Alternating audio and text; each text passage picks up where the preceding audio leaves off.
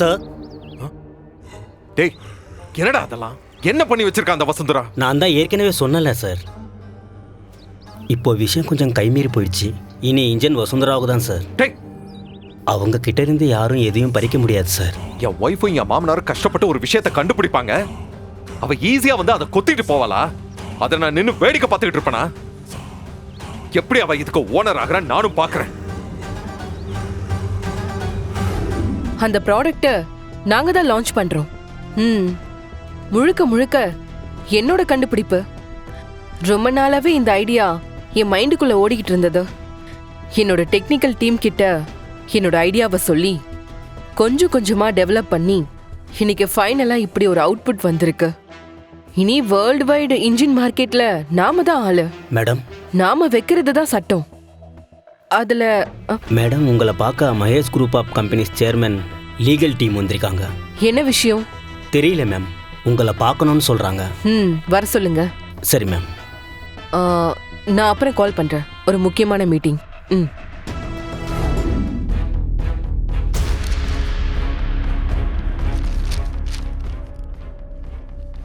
இதுல என்ன எழுதிருக்குன்னு தெரியுதா? இனிமே இந்த இன்ஜின் சம்பந்தமா நான் எந்த உரிமையும் கோர மாட்டேன், கேட்க மாட்டேன்னு எழுதிருக்கு. நீங்க சொல்றீங்களே அந்த அஞ்சலி, அவ கையெழுத்து போட்டது. சோ இந்த இன்ஜினுக்கு நான் தான் ஓனர். எனக்கு தான் எல்லா உரிமையும் இருக்கு.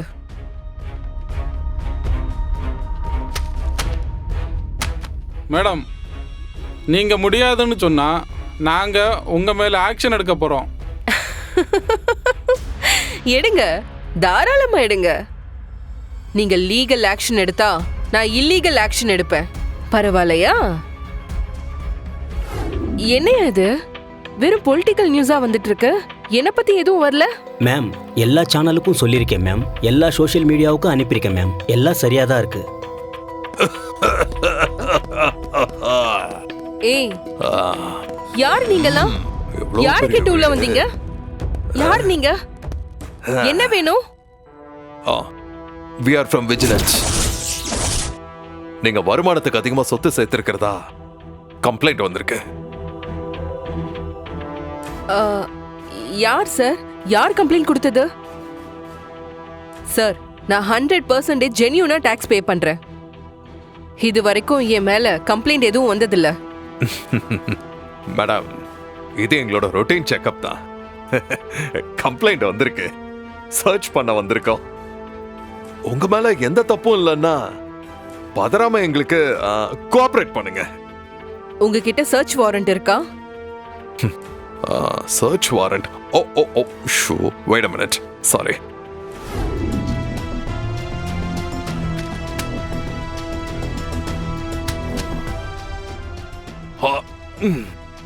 சொல்லுங்க மேடம், இதுக்கு முறையா எல்லாத்துக்கும் டாக்குமெண்ட்ஸ் இருக்கா?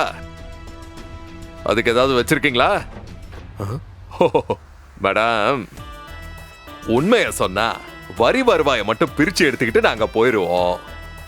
இல்லன்னு வச்சுக்கோங்களேன், இல்லீகல் டிரான்சாக்ஷனு பிளஸ் வருமானத்துக்கு அதிகமா சொத்து சேர்த்ததுன்னு எல்லாத்துக்கும் சேர்த்து கேஸ் ஃபைல் பண்ணா உங்க மொத்த சொத்தையும் ஜப்தி பண்ண வேண்டியது வந்துடும்.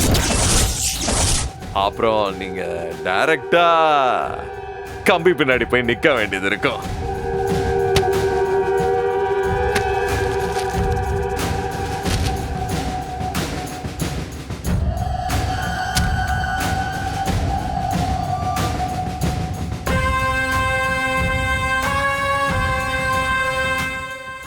இதுல நீங்க வருமானத்துக்கு அதிகமா சட்டவிரோதமா பணம் சம்பாதிச்சிருக்கீங்கன்னு எழுதி இருக்கு.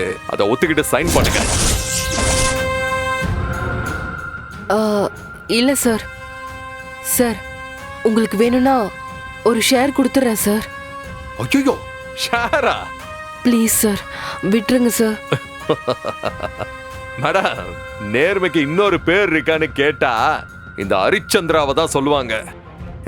டிபார்ட்மெண்ட்ல வேணா கேட்டு பாருங்க. எனக்கே லஞ்சம் கொடுக்க பாக்குறீங்களா? தப்பு தப்பு தப்பு. இதுக்கு என்ன ஃபைன் தெரியுமா? ஐயோ, மாட்டினா ஜெயிலு தான் நினைக்கிறேன். அவங்க என்ன சொல்றாங்களோ அதை செஞ்சிருவோம்.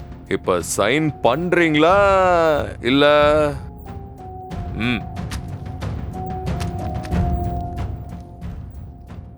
இந்தாங்க மேடம், பென், சைன் பண்ணுங்க.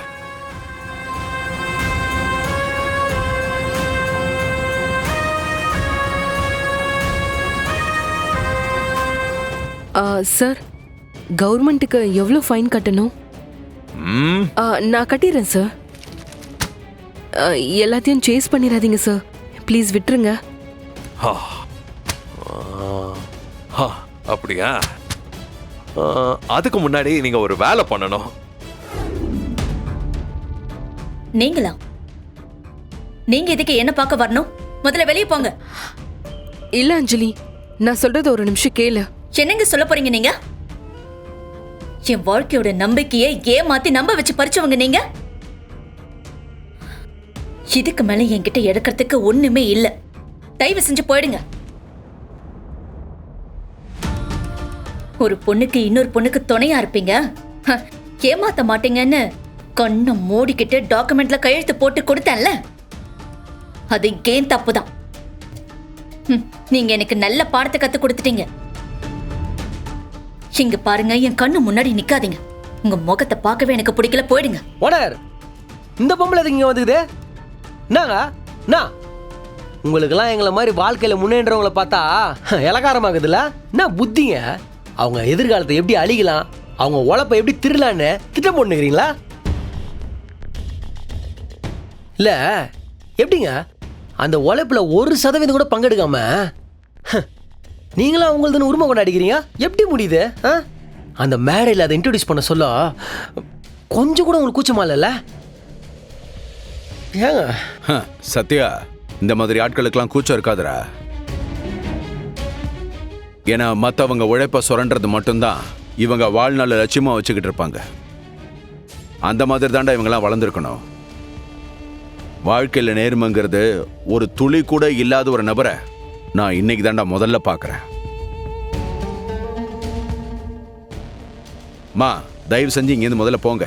இங்க பாருங்க, நீங்க என்கிட்ட இருந்து எதை வேணாலும் பறிச்சுக்கலாம். ஆனா என்னோட நம்பிக்கையும் திறமையும் உங்களால காசு கொடுத்து வாங்க முடியாது.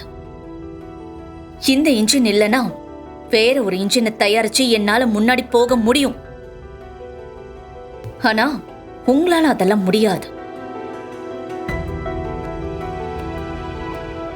சீக்கிரமே நீங்க யாரு எப்படிப்பட்ட ஃபோர்ஜரின்னு நான் மீடியா முன்னாடி நிரூபிச்சு உங்க முகத்திரைய கிழிச்சு காட்டுறேன்.